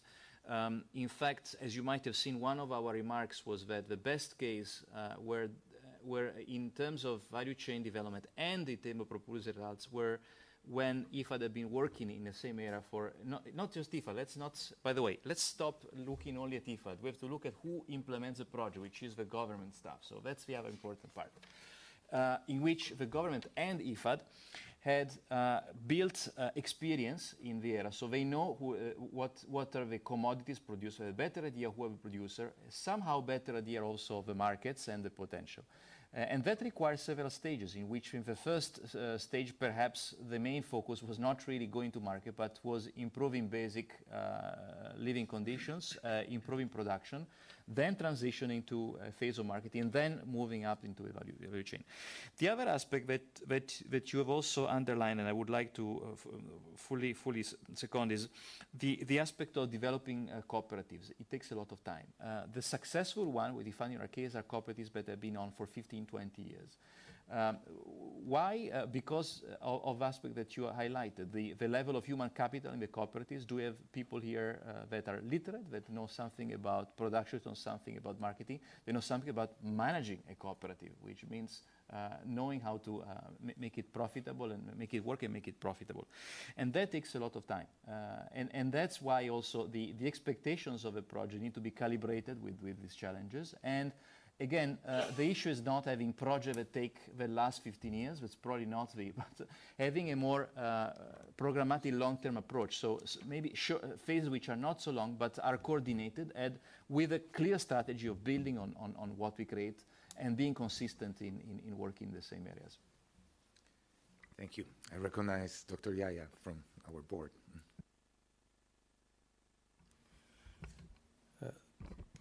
Thank you, moderator.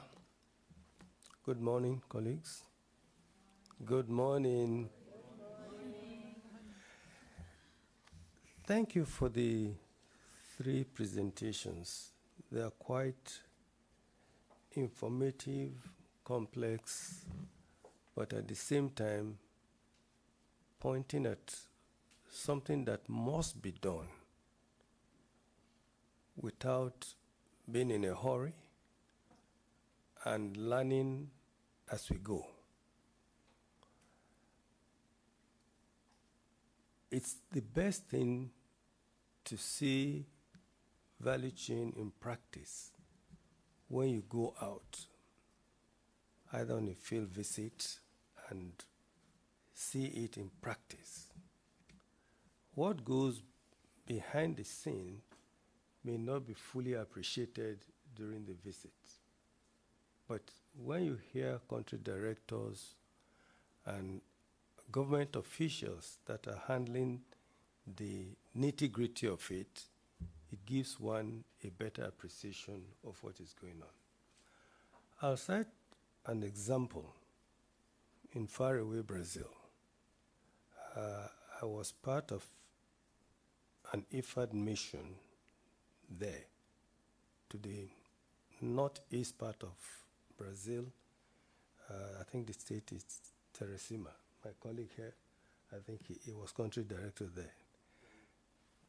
State of Piauí. Piauí, yeah. And two value chain programs were visited. There is the honey value chain program, and that particular part of the country was so dry. The vegetation when we visited was without leaves, without all the plants there were dead.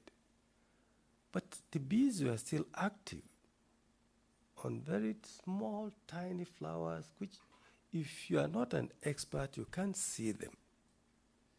But when it now comes to the processing, there are small enterprises that is so involving, not only with the elderly people, but you have some young school children being part and parcel of the collection and taking it to the processing room. In actual fact, I had a picture of a young boy, and when you look at him, he looked like an astronaut because of the gears that he put on to protect the insect bite. But the small producers were so small, but then they integrated themselves into association, then you have cooperative at the local level, and that cooperative has collection of other cooperatives in the town where the things are now processed in a very big factory. And the labeling showed that these things are not just for the market in Brazil, but goes to every part of the world, including Italy. Because when we're talking about some of the materials here.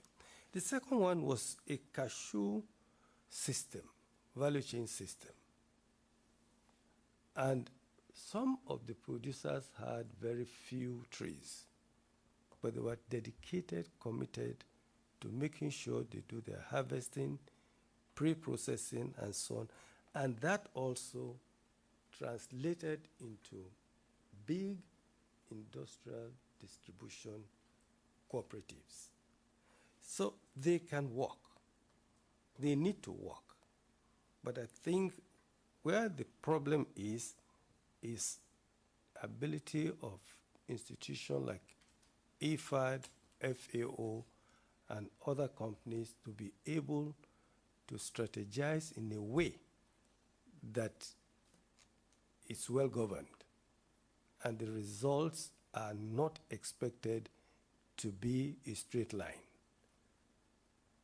It's all a question of not trial and error now, which has been done, but a question of putting all the experiences together to have a strategy. I want to thank Mr. Maximo Torero for bringing this pre-harvest issue on board. It's not only a question of the pre-harvest loss, but actually, agronomically, the losses will start with farmers not having the right plant density. If you're supposed to have, say, about 35 to 40,000 stand of maize, for instance, per hectare, and you planted only 30 or 25, the losses have started. If you're supposed to control your weed and you leave it for 2-3 weeks before you do, you've lost some valuable crop. So it's all that way, but the bigger loss has to do with what is happening in our refrigerators and freezers, and the amount of things we don't need that we buy. And at the end, they are thrown away. Now, I am particularly fascinated by his presentation on the use of IT. Well, it's good to be able to teach the children to teach their parents. It's an excellent strategy. But the converse is also true. The big companies that are selling poison to us use the children too in the advert. So, where do we stand? We cannot actually, we don't have the capacity to handle the big companies that are pushing out things that are not very healthy to us.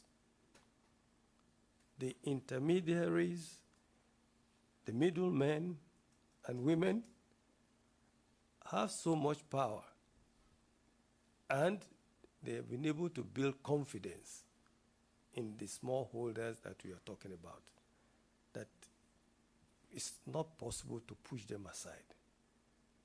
So I think it's a question of, yes, we need governance, we need to work and gain confidence of these people, but we also need to function properly. Market intelligence. With the population that we have that are smallholders who are not educated, they are not illiterates. They may not know how to read or write, but if you spend time with them, they have more valuable things to teach us, the so-called experts. And I think that is one other aspect of the skills we have to incorporate in whatever we do to achieve maybe something that will be small, but the impact can be very heavy. Finally, let me also say, with thanksgiving to Maximo, but I think he should be careful not to speedily extrapolate what he described into the hand-in-hand strategy or program. It will be too soon. Thank you. Thank you very much, Dr. Yaya. Yes, Sarah, and then you, please. Okay, sorry first of all for being late, so I was not able to follow the whole presentation of Fabrizio, not even the one of Maximo, though I know Maximo and I more or less know his thought on the value chain. So, and I apologize again if I have misunderstood the presentation of Fabrizio. Something which is extremely interesting is this slide on the large increase in value chain project. So as you might remember from the results of the impact assessment, and I think we were in strong agreement that there's been an important impact of the projects in value chain for IFAD operation. Though they may not be representative of all the portfolio of IFAD, but still the projects that were chosen for the value chain development are representative of typology of projects financed by IFAD in the area of the value chain. Finding a strong impact, which is important, as most probably Maximo has stated, doesn't mean that everything goes well. And what goes well and what may be done better or differently? First of all, to understand what are we talking about? In the slide that you have, Fabrizio, which is extremely interesting, the one, the number of projects approved and the volume of loans. But what we found, and maybe it's a mistake or it's just the case of few projects, is that value chain projects are encompassed in both rural development projects or agriculture development projects. If they are part of the agriculture development projects, in the large majority of the case, those are specific value chain projects, while when they are part of the so-called, the project, the category, the wider, broader category, rural development projects, they're part of different components. Now, having an impact doesn't mean that things are all perfect. There could could be done even better, or we could have had an even larger impact. And why so? Because sometimes the impact is diluted by the presence of too many components. So even though in a typical rural development project you have value chain development together maybe with irrigation or market access, sometimes the true effect in terms of the beneficiaries that we're interested in, who are the poor farmer, could have been designed differently. And this also brings me to the poor farmer and to the smallholders. In the large majority of the cases, the smallholders are not the direct beneficiaries. And collecting information and knowing whether we had an impact on the poor farmers is possible only if we collect data on those farmers. And this is a little bit the spirit of the impact assessment, where we collect data on what are for us the ultimate beneficiaries, the small farmers, and we see whether with the intervention and the project we have financed, they had an increase in the three strategic objectives that we think are fundamental for IFAD: increased production, market access, and strengthening resilience. Therefore, we need to be careful to say whether value chain projects had an impact on or not on the poor, on the smallholders, because to know whether you have an impact, you cannot derive this information from supervision mission or from narratives, even though narratives are extremely important to define the average path of a linkage. But it's more, it is more effective to be able to compute from an objective point of view, like collecting data, whether this has happened or not. What we found with the impact assessment is that we had a strong impact, but we need to be extremely careful in the design of new projects in order to make sure that this strength and value added that we have in financing project of the value chain can be either, first face the new reality of the value chain, and then also can be even stronger. Thank you. Thank you very much. I think we had a question from Kenya. Are you ready, Kenya? Hi, this is Sauli.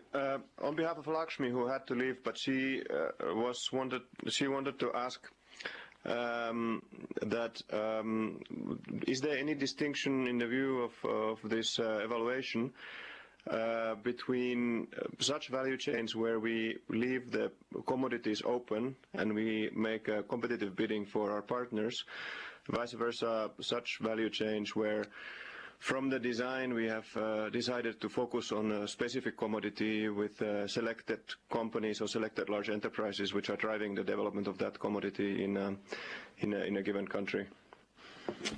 Thanks very much. My name is Sauli Hurri. I'm the PMI staff in ESA, based here in Nairobi. Thanks.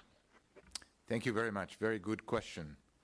Let me now give the floor here in Rome, and then we'll ask some answers. Please. Good morning, everyone. My name is Maria Magdalena Heinrich. I work for the strategic program on food systems in FAO, and my role there is capacity development, business development, and outreach. So I would like to address 3 of the recommendations that have been made, evaluation recommendations.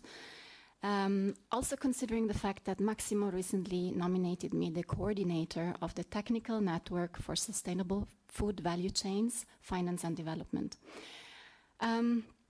Recommendation 2 on having a programmatic approach. So FAO, through the Food Systems Strategic Program, is developing an e-learning course on sustainable food systems together with the One Planet Network that foresees many different stakeholders. It's a multi-stakeholder platform, and I'm sure you've heard about it, and you're probably also collaborating with those. As part of their toolkit for capacity development, we are collaborating on the development of that e-learning course. As part of that e-learning course, we also have value chain specific courses, such as gender specific value chain development course, nutrition specific value chain development course. And so I think there is really an opportunity for collaborating amongst the Rome-based agencies to ensure that we are coordinated and we support each other and we can benefit from the courses that we are developing. The other aspect is the technical network. I was wondering whether you have such a technical network. FAO in 2014 set up 14 technical networks specifically for forestry, fisheries, and in fact also food system value chain. The purpose of those technical networks, and ours has about 530 members worldwide, those are all experts on value chain development, and the purpose is precisely to share experiences and learn from each other. We release a monthly newsletter where in fact we have also announced this event. And so I was wondering, if you have such a network, and if not, perhaps we could look at also there collaborating and perhaps have you being part of that network. Thank you very much again for this event.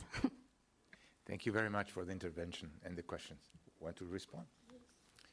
Maybe a few reactions. First, I would like to say I sympathize with Louisa. It's very hard to do value chain projects. I mean, because they are complex and because you work with a very difficult also market segment. So I can only relate to that and sympathize. Actually, I wanted also to react to what Paulo mentioned about, I mean, I think it was also mentioned by other participants, the need for IFAD to invest and how much we should invest. So you have already today two of our new experts, two value chain experts, who are Saudi and Miriam. They're both connected to the event, that have been hired recently to strengthen the team, because so far we're very lucky to have Milen, who has been doing a very good job, but obviously you cannot have one global expert serving the whole IFAD in the 5 regions. So we are trying actually to strengthen our capacity and decentralize at the same time.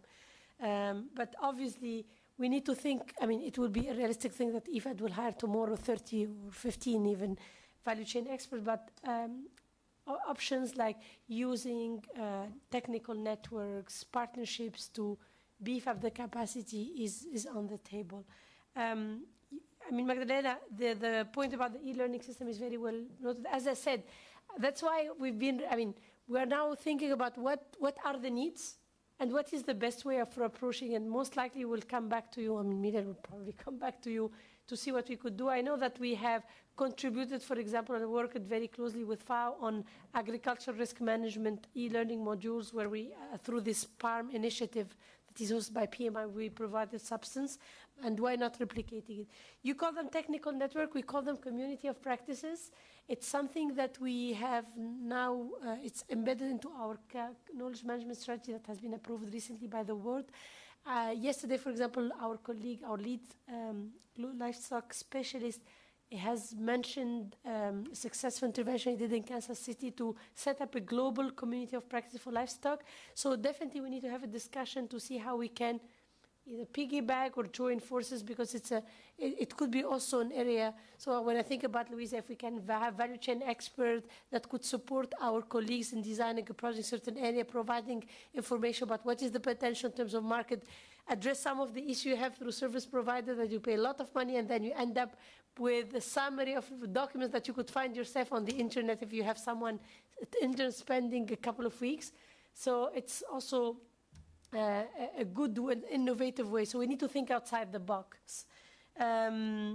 So there were also the need for an internal champion, definitely. Something that we need to do more, and I think also Abdul Bari mentioned this whole question of political economy within the vested interests, within the value chain, within the cooperatives, to understand, because sometimes, when you read things on paper, they look perfect, but then you have this buyer or this intermediary or this well-connected person who will make sure that things will not happen on the ground. So we need to look at things from this political economy side. It's something that we need to learn how to do when we implement this value chain project, to make sure that the vested interest, and I like how you phrase it, with the setup, we are shaking a setup.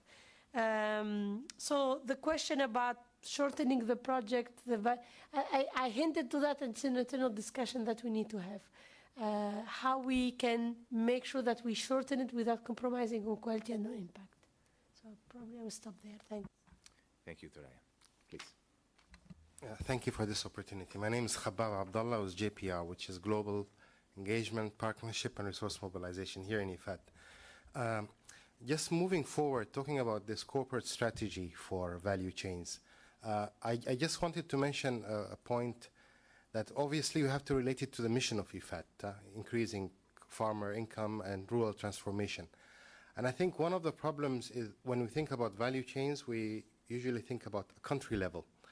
And we have to go further than that and think about international or global value chain, what's so-called global value chain, and look at functional upgrading.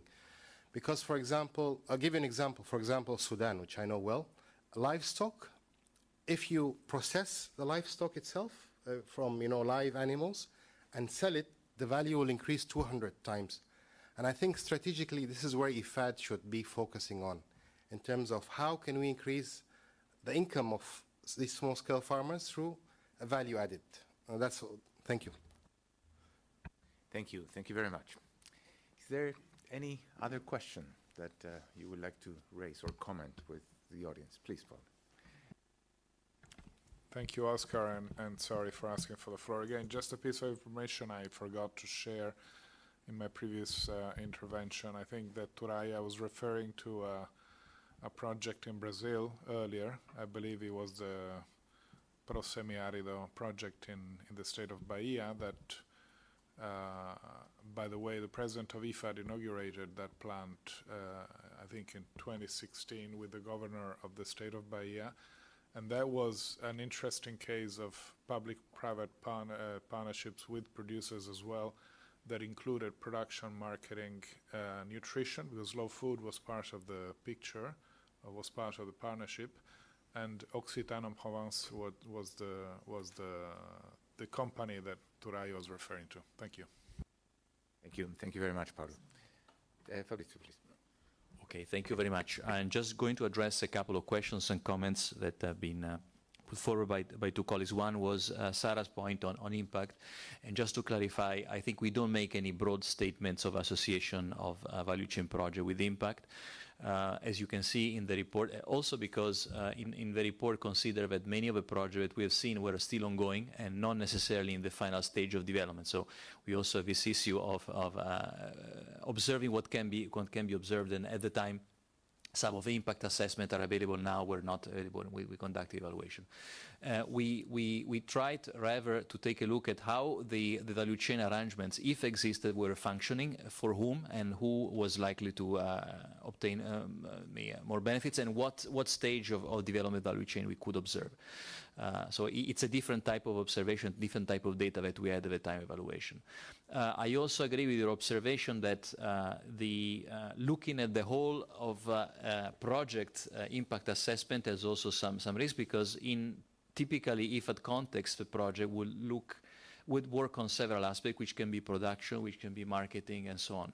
So you do have projects which have strong overall impact. The value chain might not be the strongest part of the report, but what is done in the area of, for example, production or improving transportation infrastructure or storage infrastructure is good enough to generate certain results. So that's, again, looking at the whole of a project approach versus looking at specific components of a project.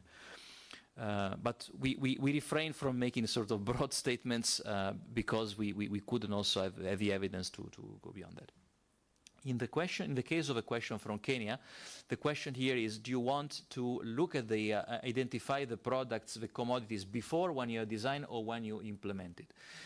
Let me tell you, the consequence of giving the range of products very broad is that you leave a big burden on the shoulders of the project managers, because then they will have to do some sort of focusing during the implementation. So that's also as a number of issues, because then you would ideally need to go through each of them and check what are the marketing conditions, what are the production conditions, who is producing them, what are the likely effects on the smallholder producers. What we can say is, in general, the project, and here it's a sort of dangerous generalization, but I will take a risk, is that in general project worked relatively better when they had some let's say a relatively short list of commodities in which we wanted to work. And in turn, this happened when there was already some experience in the project areas. We are not guessing. You're not wild guessing what the commodities are. You know more or less the area, you know what the markets, and you focus on a relatively limited gamut of range of products. That was the sort of more frequent case. We also observed some exception case, and one of them was in Vietnam, where the range of products was kept relatively wide, but there was in a way a system, a free-tier local government level system to really identify which products could be produced by smallholder farmers, smallholder producer in general, which product had a market, and which ones would be more relevant for very poor producers. And if you could see, it was quite a sophisticated way to, in a way, bottom up and top down at the same time, the provinces establishing some objectives, going down to the commune level and going up to the district, and then down to the community level. But it was a very fascinating way to, in which, in that case, during the implementation, some focusing was done. Remember, however, the characteristics of the Vietnam economy, which are not generalizable everywhere else. So you have, on the one hand, a tradition of planned economy, on the other hand, the opening towards markets and private sector. You don't find this combination everywhere else. So you don't have it everywhere else. So that was perhaps an exceptional case. In general, as I said, it was better when the smaller range of product was selected, but this was possible when the project area was known. Was already some experience in the project area. Thank you very much. Soraya, you wanted to say? Actually, I wanted to mention two things. The first one, the topic of food waste has been actually touched upon in Massimo's presentation, but a lot of interventions. At IFAD, we take this issue very, very seriously, and actually we've been over the past month in close discussion with some of our development partners, including the World Bank, but also some private sector entities, to see what we can do together. So the idea is really to join forces, and FAWA as well, to tackle this issue of food waste in a more comprehensive manner, because it's as you said, it starts with the density and it ends up, I mean, if we talk about food waste, up to the consumer level. So you have it's also a value chain of food waste that we need to address. The second one, something that we did not necessarily touch on, that I had in my presentation, but I forgot actually to mention. There is now an increasing also tendency to move the discussion from a value chain approach to a food system approach. I mean, if I stick to the pure definition, if you Google value chain, it says it's comprised of the activities and the actions that you need to do to produce a product. So somehow the whole consumer and consumer preferences is not necessarily there. And we know that today the consumers, with their preferences, could change actually the behavior, how production is processed. So with things like organic or the push towards more sustainable sourcing is gaining prominence. So, I mean, it's also an area that as IFAD, we're now trying to move to the discussion to a food system that are not only sustainable, but also inclusive and nutritious. So thank you. Thank you, Soraya. Well, I want to thank everybody for your participation, and allow me to just try to connect some of the dots. On one hand, Maximo Torero has really given us a broad perspective of the value chain development based on his extensive experience in the field, and we have benefited from his insights in many of the challenges that are implied in supporting value chain development. The evaluation of IFAD not just took at the conceptualization of the value chain, but also really made an account on the different experiences and accumulated rich experience that the institution has gained over the last years and how the project design has improved according to that evolving experience. At the same time, it has pointed out to the need for more coherent approach in order to differentiate IFAD's perspective on value chain development. Value chain development is a concept that is broadly adopted by a number of development partners. But if there is a niche for IFAD to really make a contribution, is the pro-poor approach of the value chain because of our target population. And therefore, that is why, based on the wealth of experience that we have developed, it is important to systematize that experience into more corporate guidance in order to address the difficult challenges of addressing pro-poor value chain development. And that, as many of you have mentioned, it not only requires a programmatic approach, which has the long-term presence in the area as an important component and factor of success, but also ensuring that the governance of these arrangements are in place. And that's an area in which IFAD has already experience and can really build on its experience to strengthen and facilitate the governance of value chains, which also, as mentioned by some colleagues from PMD, poses some challenges for with internal organization of these associations of producers and farmers. In addition to the governance, there are important issues about capacities, right? And I'm very thankful for the participation of the many participants who have identified this gap between the staff capacity, the government capacity, and our project implementations, but also the providers. And that's a very good point, because in many of the cases, we rely on an outsourcing method in which those contracts are really given to implementers and providers, as they called in IFAD projects, to support the communities to integrate better value chains. And so that tells us about the challenging topic that we are talking.